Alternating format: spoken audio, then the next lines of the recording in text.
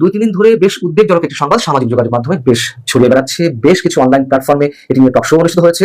তা হচ্ছে সারা দেশের জেলা কারাগারগুলোতে আওয়ামী লীগের সাবেক মন্ত্রীদের, সাবেক এমপিদের, নেতাকর্মীদের যারা আটক রয়েছেন তাদের সবাইকে নাকি একসাথে জড়ো করে ঢাকা কেন্দ্রীয় কারাগারে আনা হচ্ছে এবং কি করা হবে, তাদের সবাইকে একসঙ্গে হত্যা করা হবে। অন্তর্বর্তী সরকারের প্রধান উপদেষ্টা ডক্টর মোহাম্মদ ইউনূস তার হাতের শেষ ট্রাম্প কার্ডটা তিনি ব্যবহার করবেন।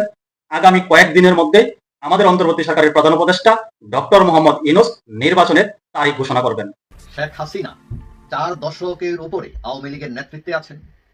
তাকে আওয়ামী লীগের সভানেত্রী করা হয় মূলত দলীয় ঐক্য বজায় রাখার জন্য। বিদেশ থেকে তাকে আনা হয় এবং পরবর্তীতে আওয়ামী লীগ সরকার গঠন করে তিনি প্রধানমন্ত্রী হন। বিগত 15 বছরের শাসনে তিনি ব্যাপক উন্নয়ন করলেও আগামী 3 দিনের মধ্যে ইউনূস সরকার চূড়ান্ত ঘটনা ঘটিয়ে দিতে চায়। কি ঘটতে যাচ্ছে? টান টান উত্তেজনা, কি হবে? অধীর আগ্রহে আমরা অপেক্ষা করছি। আসসালামু আলাইকুম রহমতুল্লাহ। প্রদর্শক শ্রোতা, আশা করি সকলে ভালো আছেন, আলহামদুলিল্লাহ। প্রদর্শক শ্রোতা, আপনারা ভিডিও শুরুতে ভিডিওর বিশেষ কয়েকটা অংশ এবং থাম্বনেল দেখে বুঝে গেছেন যে কেমন ভিডিও হতে চলেছে আজকে। প্রদর্শক, আর মাত্র 3 দিন। ডক্টর ইউনূস এই 3 দিনের মধ্যে কি করতে যাচ্ছে প্রদর্শক, অবশ্যই আপনারা সামনে ভিডিওটি আছে, অবশ্যই দেখলে বুঝতে পারবেন। এবং বাংলাদেশের যত কারাগার আছে আওয়ামী লীগের নেতাকর্মীদের আটকানো হয়েছে, সকল নেতাকর্মীদের একত্র করে ঢাকা কেন্দ্রীয় কারাগারে আনা হচ্ছে। কেন? সেখানে সকলকে একসঙ্গে হত্যা করা হবে। প্রদর্শক, এমন কথাই ভাইরাল হয়েছে। প্রদর্শক, উপদেষ্টাদের মধ্যে 3 জনের পদত্যাগপত্র জমা দিয়েছে। এটা কোনো আনুষ্ঠানিকভাবে প্রচার হয় নাই। প্রদর্শক, খুবই গুরুত্বপূর্ণ একটি বিষয় এবং আরও কয়েকটি গুরুত্বপূর্ণ বিষয় নিয়ে হাজির হয়েছি। প্রদর্শক, আপনারা সম্পূর্ণ ভিডিওগুলো না টেনে দেখবেন, তাহলে আপনারা সম্পূর্ণ বিষয় বিস্তারিত জানতে পারবেন।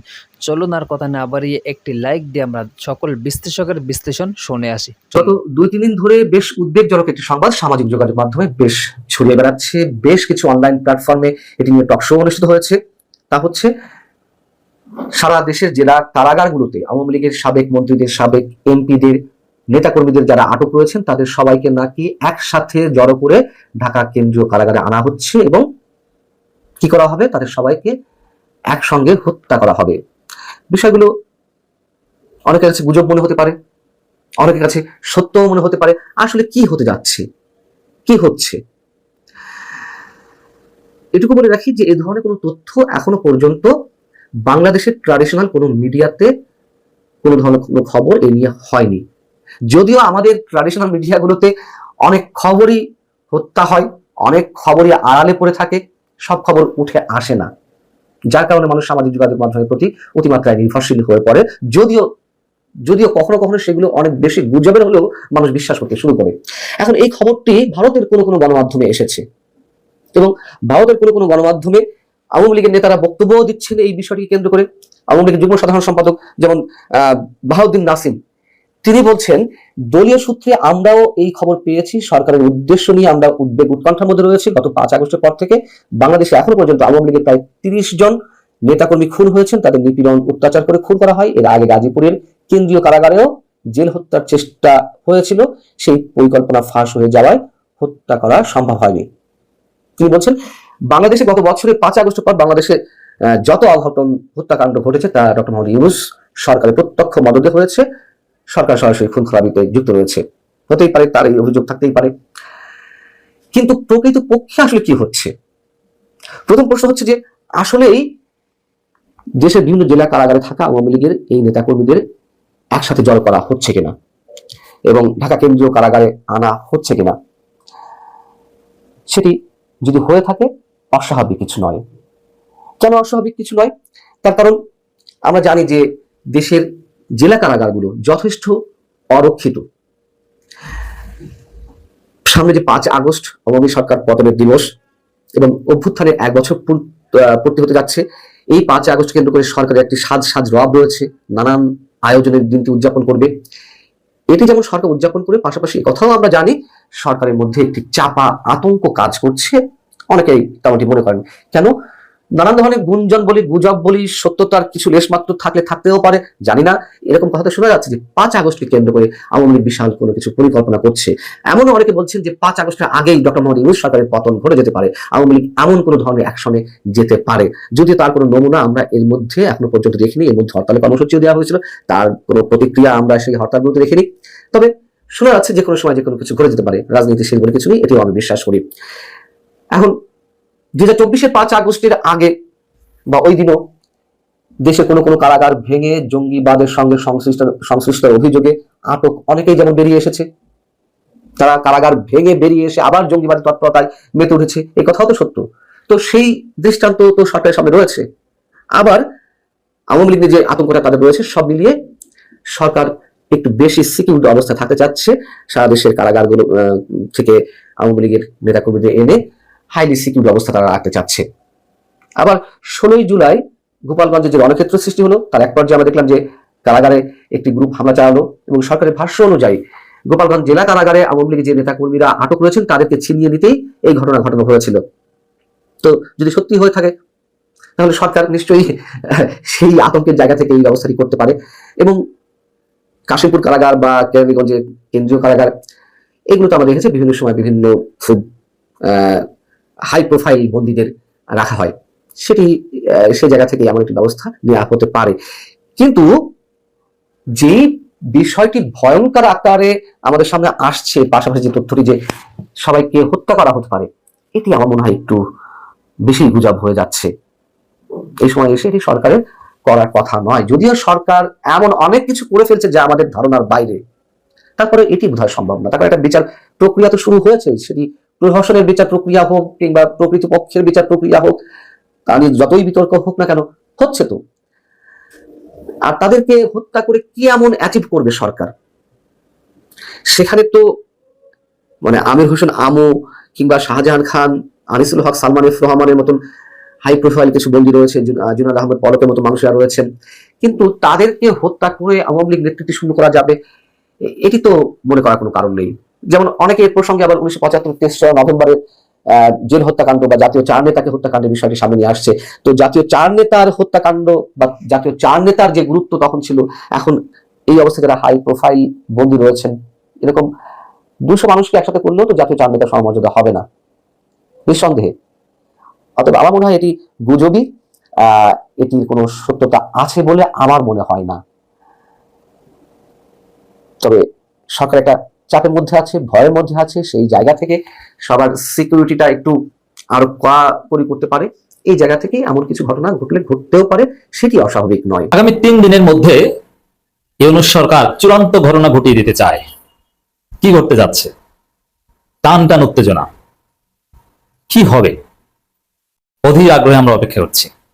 আর মাত্র 3 দিন, 3 days left। দর্শক, জুলাই মাস শেষ হয়ে আসছে, ঐক্যমতের খবর নেই, জুলাই সনদের খবর নেই। অথচ জুলাই সনদ দিতে হবে, জুলাই সনদের ভিত্তিতে পরবর্তী বাংলাদেশ চলবে, জুলাই সনদ হবে আমাদের নতুন সংবিধান, 72 সংবিধান বাতিল হবে। এটা জনগণের স্পষ্ট কথা। এটা ছাত্র জনতা ঘাড় ধরে হোক আর যেভাবে আদায় করে ছাড়বে। জুলাই সনদ না হলে উপদেষ্টাদের কফিন মিছিল হবে সচিবালয়। সেখানে ঐক্যমত কমিশন বলছে 3 দিনের মধ্যে ঐক্যমতের কার্যক্রম সম্পন্ন করতে পারবো। আলী রিয়াজ, যেখানে আমরা দেখতে পাচ্ছি যে সামান্যতম ঐক্যমত নেই, কোনো বিষয় কার্যকর ঐক্যমত হচ্ছে না, কোনো বিষয় না। যেমন একই ব্যক্তি প্রধানমন্ত্রী এবং দলীয় প্রধান হতে পারবেন না, এ বিষয়ে ঐক্যমত কমিশন সিদ্ধান্ত নিলেও বিএনপি নোট অফ ডিসেন্ট দিবে, তারা রাজি না। তা আদৌ এফেক্টিভ কোনো কনসেনসাস এখন পর্যন্ত হয়নি। সেখানে 3 দিনের মধ্যে ঐক্যমতের কার্যক্রম সম্পন্ন করবে কিভাবে? 3 দিনের পরীক্ষা। ট্রান্সেন্ডেন্টাল যদি কিছু করতে পারে, অলৌকিক যদি কিছু করতে পারে তাহলে হবে। আমরা প্রত্যাশা করি যেন পারে। বিশেষ করে জুলাই সনদ কার্যক্রম সম্পন্ন করা মানে জুলাই সনদ রাজনৈতিক দলগুলোর কাছে খসড়া পাঠিয়েছে, সেখানে সাইন করবে কি করবে না, সময় কিন্তু 31 জুলাই পর্যন্ত। এই 3 দিনের মধ্যে কি সবাই সাইন করবে, সবাই একমত হবে কিনা, কোনো পয়েন্টে ইখতিলাফ বেঁচে থাকবে কিনা, পাঠিয়েছে ঠিক আছে, কিন্তু তারা রিপ্লাই দিবে কিনা, সবকিছুর মধ্যে অনিশ্চয়তা। মানে এই মুহূর্তে রাজনীতিতে একটা টান টান উত্তেজনা বিরাজ করছে। সেখানে সরকার মাত্র 72 ঘন্টার সময় নিয়েছে। মানে 72 ঘন্টার মধ্যেই চূড়ান্ত ঘটনা ঘটিয়ে দিতে চায় সরকার, দেখাতে চায় যে না আমরা সফল, ঐক্যমত কমিশনে আমরা সিদ্ধান্ত নিতে পেরেছি, জুলাই সনদ দিতে পারছে। তার মানে 72 ঘন্টার পরীক্ষা, সমগ্র জাতির দৃষ্টি কি ঘটে সেই দিকে আমরা অপেক্ষা করছি।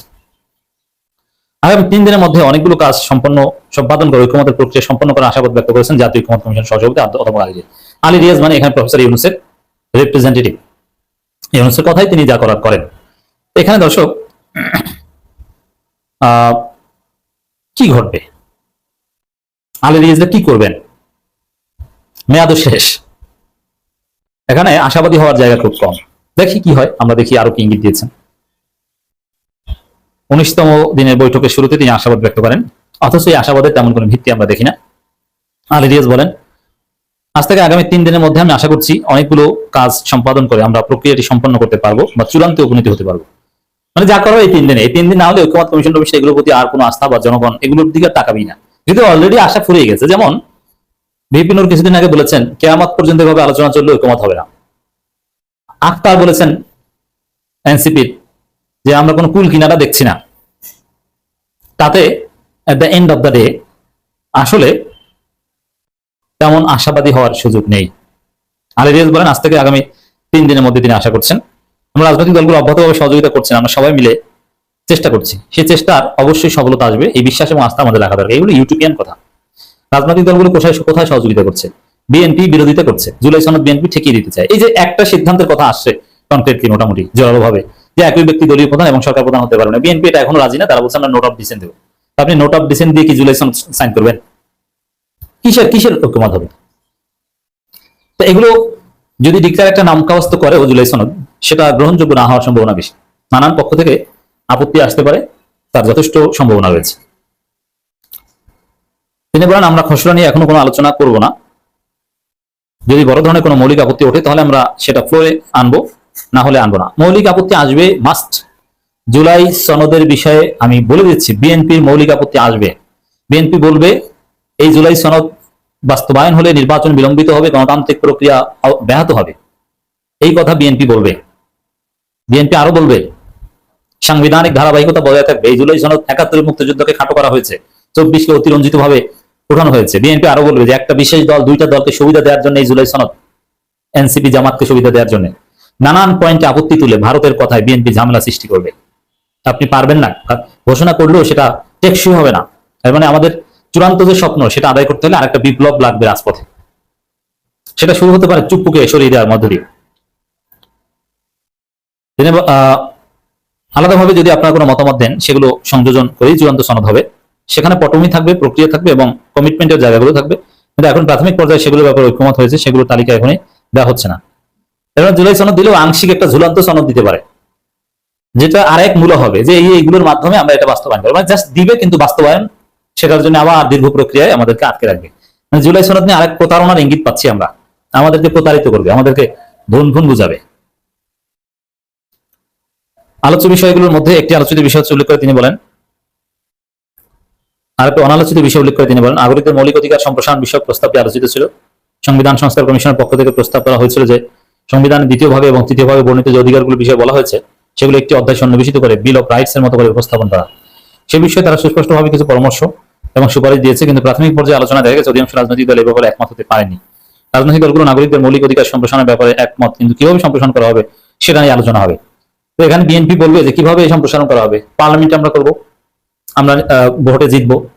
মানে এখানে কোনোভাবেই এটা প্রসিড হতে বিএনপি দিবে না। নোট অফ ডিসেন্ট দিয়ে হোক, মৌলিক আপত্তি জানিয়ে হোক, ট্যাগ দিয়ে হোক, যেভাবে হোক না কেন, প্রথমে বিএনপি একদম জুলাই সনদ মানে না কথা কখনো বলবে না। তারা প্রথমে একটা প্রক্রিয়ার মধ্যে রেখে দিবে ঝুলন্ত অবস্থায়। এই দিকে দেশ যাচ্ছে। আমার পূর্বের ভিডিওতে আপনাদেরকে জানিয়েছিলাম অন্তর্বর্তী সরকারের প্রধান উপদেষ্টা ডক্টর মোহাম্মদ ইউনূস তার হাতের শেষ ট্রাম্প কার্ডটা তিনি ব্যবহার করবেন।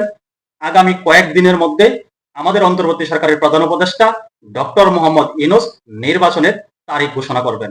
ইতিমধ্যে আপনারা হয়তো অনেকে অবগত হয়েছেন, একটি রাজনৈতিক দল সংবাদ সম্মেলন করে বলেছে তাদেরকে অন্তর্বর্তী সরকারের প্রধান উপদেষ্টা ডক্টর মোহাম্মদ ইউনূস জানিয়েছেন যে আগামী 4 থেকে 5 দিনের মধ্যে নির্বাচনের রোডম্যাপ ঘোষণা করবেন, নির্বাচনের তারিখ ঘোষণা করবেন। আমাদের বর্তমান অন্তর্বর্তী সরকার এই মুহূর্তে ভাঙনের মধ্যে পড়েছে। আরেকটি খবর আপনাদেরকে জানাচ্ছি, আমাদের এই অন্তর্বর্তী সরকারের 3 জন উপদেষ্টা ইতিমধ্যে পদত্যাগ করেছেন। অনেকটা অবাক বিস্ময়কর খবর যে এই অন্তর্বর্তী সরকারের 3 জন উপদেষ্টা নিজ থেকে পদত্যাগ করেছেন। ঘটনা সত্য, 3 জন উপদেষ্টা পদত্যাগ পত্র প্রধান উপদেষ্টার নিকট জমা দিয়েছেন। যারা পদত্যাগ পত্র জমা দিয়েছেন তারা হলেন শিক্ষা উপদেষ্টা সিআর আবরার, প্রাথমিক ও গণশিক্ষা উপদেষ্টা ডক্টর বিধান চন্দ্র দাস, মুক্তিযুদ্ধ বিষয়ক উপদেষ্টা ফারুকী আজম। এই 3 জন উপদেষ্টা এই মুহূর্তে পদত্যাগ পত্র প্রধান উপদেষ্টার নিকট জমা দিয়েছেন। তবে প্রধান উপদেষ্টা ডক্টর মোহাম্মদ ইউনূস এখন পর্যন্ত পদত্যাগ পত্র গ্রহণ করেন নাই, তিনি ঝুলিয়ে রেখেছেন। তবে এই তিনজন উপদেষ্টা এখন আর অফিস করছেন না। আমরা জানি শিক্ষা উপদেষ্টার পদত্যাগ দাবি করেছিল শিক্ষার্থীরা, কিন্তু মুক্তিযুদ্ধ বিষয়ক উপদেষ্টার পদত্যাগ তো শিক্ষার্থীরা দাবি করেন নাই, এবং প্রাথমিক গণশিক্ষা উপদেষ্টার পদত্যাগ তো শিক্ষার্থীরা দাবি করেন নাই। দাবি করেছিল শুধুমাত্র শিক্ষা উপদেষ্টার পদত্যাগ। তবে আমরা জেনেছিলাম, দেখেছিলাম, শিক্ষা উপদেষ্টা বলেছিল সরকার যদি চায় তাহলে তিনি পদত্যাগ করবেন, যদি সরকার চায় তাহলে তিনি পদত্যাগ করবেন। তাহলে তিনি নিজ থেকে পদত্যাগ কেন করলেন? এখন জানা যাচ্ছে তিনি নিজ থেকে সরে দাঁড়িয়েছেন, তিনি পদত্যাগপত্র প্রধান উপদেষ্টার নিকট জমা দিয়েছেন। এতে বিশেষ কিছু ইঙ্গিত পাওয়া যাচ্ছে। অন্তর্বর্তী সরকারের মধ্যে এই মুহূর্তে একটি উত্তেজনা কাজ করছে, ভাঙ্গনের সুর শোনা যাচ্ছে। এই অন্তর্বর্তী সরকারের প্রধান উপদেষ্টা ডক্টর মোহাম্মদ ইউনূসের দুনিয়া ছোট হয়ে আসছে। তবে আপনাদেরকে আমি যে তথ্যটি দিলাম, তিনজন উপদেষ্টা ইতিমধ্যে পদত্যাগ করেছেন, পদত্যাগপত্র প্রধান উপদেষ্টার নিকট জমা দিয়েছেন, কিন্তু প্রধান উপদেষ্টা সেটি আনুষ্ঠানিকভাবে গ্রহণ করেন নাই। তিনি এখন পর্যন্ত এই নিয়ে কোনো মন্তব্যই করেন নাই। এই তিনজন উপদেষ্টা যে পদত্যাগ করেছেন, এই বিষয়টি এখন পর্যন্ত আমাদের বাংলাদেশি মিডিয়াতে আসেনি, কোনো মিডিয়া থেকে প্রকাশ করা হয়নি। এই তথ্যগুলো দিয়েছেন ভারতের একজন অন্যতম উপাত্ত দিয়ে, যিনি কথা বলে থাকেন, তরুণ ঘোষ। তরুণ ঘোষ তার নিজস্ব ইউটিউব চ্যানেল থেকে জানিয়েছেন, তিনি গ্যারান্টি দিয়ে বলছেন এই তিন উপদেষ্টা প্রধান উপদেষ্টার নিকট পদত্যাগপত্র জমা দিয়েছেন এবং তারা অফিস করা বন্ধ করে দিয়েছেন। গণেশ কি উল্টে যেতে শুরু করলো? গণেশ কি উল্টে যাবে? আমরা ইতিমধ্যে আপনাদেরকে বলেছি, আমাদের অন্তর্বর্তী সরকারের প্রধান উপদেষ্টা এই মুহূর্তে কোণঠাসা হয়ে পড়েছেন। তিনি তার নিরাপত্তা নিয়ে উদ্বিগ্ন, তিনি নানানভাবে এই মুহূর্তে কোণঠাসা। কেউ কেউ বলছেন প্রধান উপদেষ্টা ডক্টর মোহাম্মদ ইউনূস যমুনার বাসভবনে রাত্র যাপন করেন না, তিনি রাত্র যাপন করেন ঢাকার ক্যান্টনমেন্টে। তবে সেটি কতটুকু সত্য, কতটুকু মিথ্যা আমার জানা নেই। এই কথাটি কিন্তু শোনা যাচ্ছে, প্রধান উপদেষ্টা ডক্টর মোহাম্মদ ইউনূস যমুনাতে রাত্রি যাপন করেন না নিরাপত্তার কথা চিন্তা করে।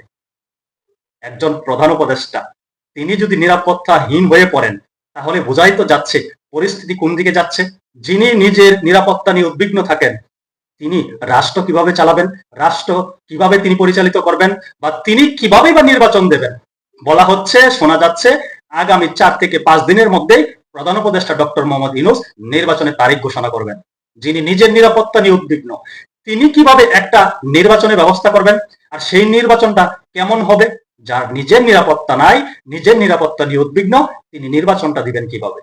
যাই হোক, তিনজন উপদেষ্টা এই মুহূর্তে পদত্যাগ করেছেন, তারা অফিস করা বন্ধ করে দিয়েছেন।